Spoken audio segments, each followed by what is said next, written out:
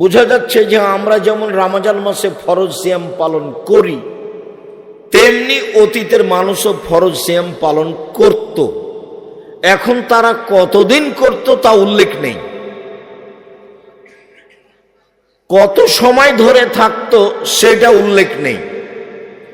আমাদের জন্য রমজান মাস 1 মাস, এটা আমরা জানি করে আসছি, এবং ফজরের আজান থেকে নিয়ে সূর্য ডোবা পর্যন্ত আমরা খাওয়া পান করা যাবতীয় অপছন্দ কথা কর্ম থেকে বিরত থেকে বলি যে সিয়াম পালন করলাম।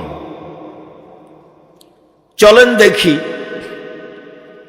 সিয়াম যে কোনো ইবাদতের সাথে মিল রাখে না, এইটা কিভাবে। আবু সাঈদ খুদরি রাদিয়াল্লাহু তাআলা আনহু বলেন, রাসূল সাল্লাল্লাহু আলাইহি ওয়াসাল্লাম বলেছেন, মান সামা ইয়াওমান ফি সাবিলিল্লাহ বাদাল্লাহু ওয়াজহানিন নার 70 খরিফা। কেউ যদি আল্লাহকে সন্তুষ্ট করার জন্য একদিন সিয়াম থাকে, তাহলে আল্লাহ তাকে জাহান্নাম থেকে 70 বছরের পথ দূরে সরিয়ে দিবেন। 1 2 আমর ইবনে আব্বাস রাদিয়াল্লাহু তাআলা আনহু বলেন, রাসূল সাল্লাল্লাহু আলাইহি সাল্লাম বলেছেন, মান সামা ইয়াওমান বুইদাত মিনহু আন-নার মিন মাসিরাতি মিয়াত আম।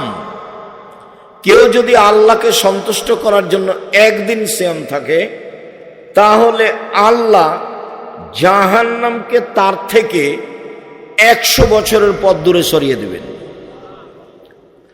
উমামা বাহিলি রাদিয়াল্লাহু তাআলা আনহু বলেন, রাসূল সাল্লাল্লাহু আলাইহি ওয়াসাল্লাম বলেছেন,